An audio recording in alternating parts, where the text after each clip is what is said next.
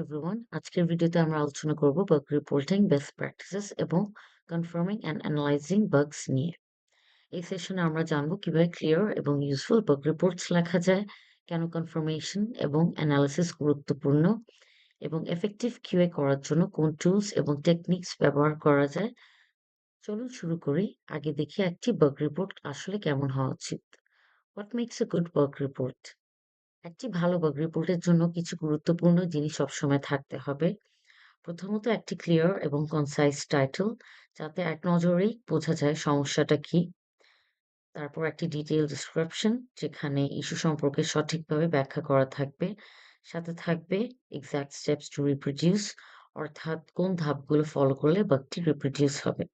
Expected result আর actual result স্পষ্টভাবে উল্লেখ করতে হবে। আর সবশেষে রেলেভেন্ট স্ক্রিনশটস অ্যাটাচ করতে হবে, যাতে ডেভেলপার ইস্যুটি সহজেই বুঝতে পারে।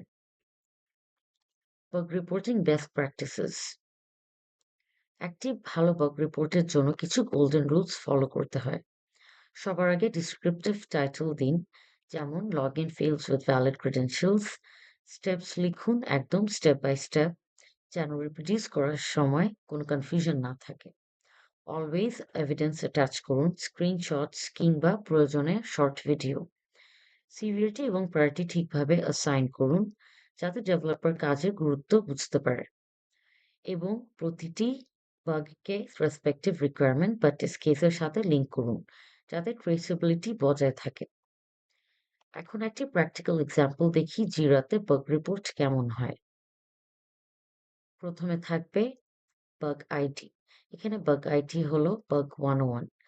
টাইটেলে থাকছে log in fails with valid credentials, এবং স্টেপস এর মধ্যে আছে প্রথমে লগ ইন পেজে যান, তারপর ভ্যালিড ইমেল এবং পাসওয়ার্ড দিন, এরপর লগ ইন বাটনে ক্লিক করুন।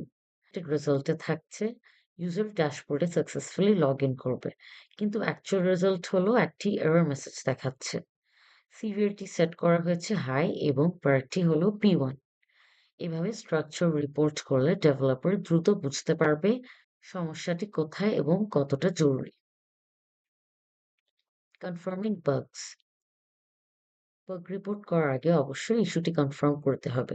প্রথমে একই এনভায়রনমেন্টে রিপ্রোডিউস করুন, নিশ্চিত করুন যে বাগ আসলে কনসিস্টেন্ট।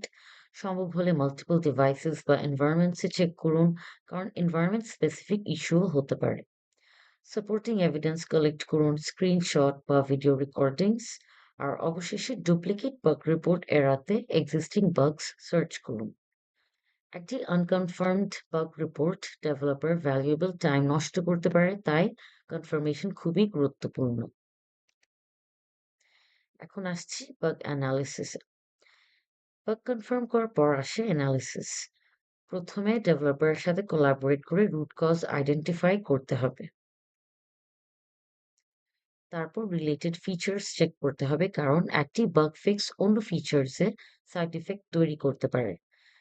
এবং বিজনেস ইম্প্যাক্ট অনুযায়ী বাগকে প্রায়োরিটাইজ করুন, এবং ফাইন্ডিংস বাগ ট্র্যাকারে অ্যানালিসিস নোটস হিসেবে আপডেট করে রাখুন। প্রপার অ্যানালিসিস শুধু করেন বাগ ফিক্স না, ভবিষ্যতে এমন সমস্যা প্রিভেন্ট করতেও সাহায্য করে। Bug reporting checklist. Bug report করার সময় কিছু পয়েন্ট সবসময় ভেরিফাই করুন। টাইটেল এবং ডিসক্রিপশন কি ক্লিয়ার? স্টেপস টু রিপ্রোডিউস কি প্রপারলি ভেরিফাইড? স্ক্রিনশটস বা ভিডিওস কি হয়েছে? সিভিয়ারিটি এবং প্রায়োরিটি কি ঠিকভাবে সেট করা আছে? বাগস কি রেসপেক্টিভ রিকোয়ারমেন্ট বা টেস্ট কেসের সাথে লিঙ্কড? এবং অ্যানালিসিস নোটস কি প্রপারলি আপডেট হয়েছে? এই চেকলিস্ট ফলো করলে আপনার বাগ রিপোর্ট হবে প্রফেশনাল এবং developer friendly. Benefits of clear bug reporting. Clear bug reporting এর অনেক সুবিধা রয়েছে। প্রথমত, এটি ডেভেলপার ভ্যালুয়েবল টাইম সেভ করে, যার ফলে দ্রুত বাগ ফিক্স হয়। দ্বিতীয়ত, কিউএ এবং ডেভেলপারের মধ্যে মিসআন্ডারস্ট্যান্ডিং অনেক কমে যায়। সঠিকভাবে সিভিয়ারিটি এবং প্রায়োরিটি সেট করার কারণে কাজের গুরুত্ব সঠিকভাবে বোঝা যায়। ট্রেসেবিলিটি এবং অ্যাকাউন্টেবিলিটি ইমপ্রুভ হয়। সবচেয়ে বড় সুবিধা হলো প্রোডাক্টের ওভারঅল কোয়ালিটি অনেক ইমপ্রুভ হয়। চলুন সামারিটা দেখি। একটি ভালো বাগ রিপোর্ট সবসময় ক্লিয়ার, রিপ্রোডিউসিবল এবং এভিডেন্স ব্যাকড হতে হবে। বাগ লগ করার আগে কনফার্ম এবং অ্যানালাইজ করা জরুরি, Jira এর মতো স্ট্রাকচারড টুলস ব্যবহার করলে রিপোর্টিং আরো ইফেক্টিভ হয়। আর চেকলিস্ট ফলো করলে কনসিস্টেন্সি এবং কোয়ালিটি মেইনটেইন হয়। আমাদের ফাইনাল গোল হলো ফাস্টার রেজোলিউশন এবং বেটার সফটওয়্যার কোয়ালিটি। পরবর্তী ভিডিওতে আবার দেখা হবে। ভালো থাকুন, সুস্থ থাকুন। ধন্যবাদ।